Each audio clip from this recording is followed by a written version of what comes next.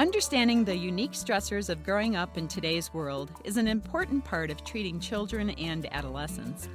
One of the most challenging events that our children endure is the college application process.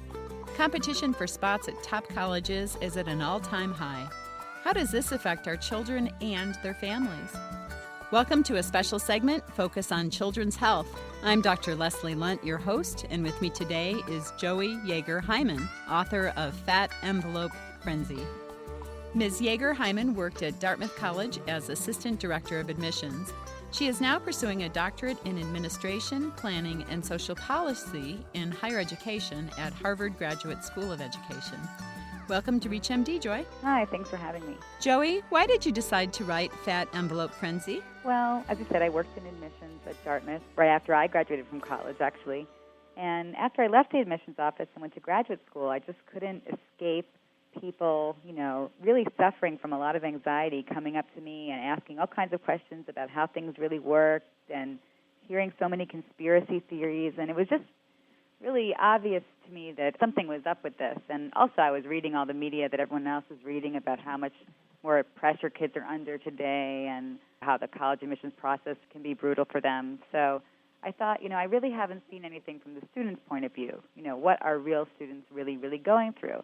I'd been on the other end, and I really wanted to revisit the issue from that lens. So I decided to follow 5 different students from different parts of the country and write a book about their experiences. Joy, I would imagine, too, that people wanted the inside scoop from you. Oh, sure. Yeah, I had third cousins twice removed that would somehow track me down and say, please help me. So, yeah, there was, that's part of, I think, the frenzy, as I call it, is that people think that there is an inside scoop. Sure, there is definitely empowerment in having more information, but there's not really a shortcut or, 5 simple steps you can follow to get into an Ivy League college. It's very selective, and it's complicated, although there is information that you can have that will alert you to the different considerations that admissions officers are looking at when they're looking at a class. Now, in your book, you follow these 5 high school students. They come from very different backgrounds as they navigate this whole process of applying to college. Now, our listeners are medical professionals who, by definition, must have gotten accepted and have done right and did well at a good school. How different is the process today from when most of us went through? It is amazingly different, and I think that's why so many parents are also experiencing so much anxiety. It is just simply much, much more competitive. There are more kids graduating from high school than ever before, and college is becoming much more important as the economy changes. So more kids are going to college. And then at the top level, more kids are clamoring for these spots at the top schools. So it's much more competitive. At what age do kids start thinking about college now? I think it depends. The 5 students in my book, and I should say these are all top kids, even though they come from different backgrounds, and some of them are more polished than others. They all end up at great places, and they're all great kids. One of them, for example, said that he was dreaming of Harvard since basically before he could remember. His parents, they came from China, and in China, Harvard was one of the only schools that people knew, and they really put a lot of emphasis on education. So he really remembers dreaming of going there since he was a really little boy.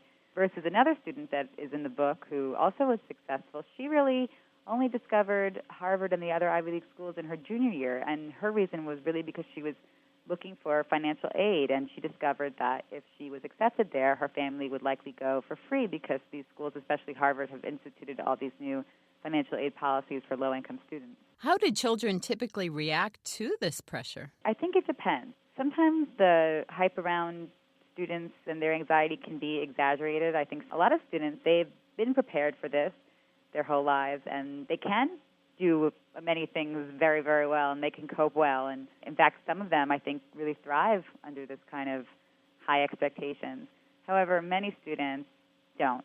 There's really a wide range, but you do hear of kids really freaking out and having all kinds of anxiety problems that are very, very real when they're going through this pressure. And a lot of it starts early because SATs, students are taking the PSATs really in 10th grade, and they're taking the SATs in 11th grade, and that's when a lot of them are kind of thinking about it, and that's a good time to kind of check in with your child and just make sure that they're doing okay. And it's hard to balance the messages because, sure, we all want the best for our children, and we want children to be successful, and the truth is that it is very selective. So you don't want to lie to them and say, okay, you can just blow this off and it won't have any consequences. However, what good are they to themselves or to anyone else if they burn out by the time they're 16? Are there any groups that seem especially vulnerable to the stresses? It's a little bit hard to generalize. I will say one of the students in the book, the one I referred to before, who was looking for financial aid, that was really interesting to me because she was really doing this kind of all on her own. Her parents were from the Dominican Republic, and her family is very, very close, but they don't really parent her conditioned on an achievement. So they love her, and they want the best for her, and they want her to go to college, but in fact, actually, they were more like, why would you put yourself through all of this? Why wouldn't you take it easy? So you see some cultures, it's not, the parenting isn't really predicated on achievement. But I did see other students whose parents really did put so much on this process and even put affirmation of their own parenting on whether or not their kid got into Ivy League schools. I don't want to generalize and say one culture does and one culture doesn't, but you see both. And certainly it seems like there are subcultures, like certain schools. You mentioned in the book where the school becomes really this incredibly stressed place where other schools don't. I think in the Northeast you see this a little bit more. Mm-hmm. Partially it's just because of the history of higher education in the Northeast. That was where a lot of these private schools developed first, and then public education followed, versus the South and the Midwest and the West, where public education really was the pioneer, public higher education, and then there are some private schools that followed. So you can kind of see how those traditions can play out in the high schools. For example, I had one student in the book from New Orleans who had been through Katrina and went to a really excellent Catholic school, Jesuit high school in New Orleans, if anybody's familiar with it who's listening. While Jesuit is really a top school, the culture there isn't really all about going to an Ivy League per se. Lots of really smart kids go to LSU, for example, and they get free rides and they do great and it's well respected and they're happy. So it really depends on the school. The school can make a big difference, and I think there is geographical variations. Yeah, certainly I live in Idaho, and it really is pretty laid back here. I've lived through one and am currently living through another, applying to college, and it's important, and there's certainly some stress involved, but it certainly doesn't take up their every moment. We don't see the coaches and all of these SAT prep classes and things like you describe in the Northeast. Yeah, that makes sense. Yep. If you're just joining us, you're listening to a special segment, Focus on Children's Health, on ReachMD XM 157, the channel for medical professionals. I'm Dr. Leslie Lundt, your host, and with me today is Joie Jager-Hyman. Joy, what can we do as physicians and parents to lessen the burden that the college application process places on our kids? Well, I think one of the main things is really working hard to understand what the admissions process is designed to do and not projecting onto it things that it's not designed to do. So, for example, so many parents and even students look towards colleges to validate either their parenting or for the students their potential and their intelligence. I mean, these really significant qualities that when you're looking at the process like this, you can understand why people put so much weight on it. Fortunately, that's really not what the process is designed to do. Colleges are self-interested institutions, and they are not there to evaluate if a student has potential or if a student has really excelled in all cases. I mean, they're looking for lots of different things, including sports teams and legacy students and, all kinds of special considerations that really have nothing to do with merit. So when you start to understand the process for what it is, which is really the process of them choosing a class that takes into account all of the institutional priorities that they are pretty public about, things like having good football teams and things like having students whose parents went there, which in almost every other country would be totally unheard of. When you start to look at it like that, you really see what it's designed to do. And sure, going to college is important, and it's great if you get into your first choice, but I think it's really important to have a wide range of schools that you're looking at because it's just not up to you, which is fine, because when you start to see what the process really is, you start to understand that, I guess it's up to them, and they're making their decisions based on a whole host of factors. So does legacy really help people get in? It does, yeah. Colleges are public about that. Plenty of legacy students don't get in. It's not the kind of thing where 1 + 1 = 2. If you're a legacy, you'll definitely get in.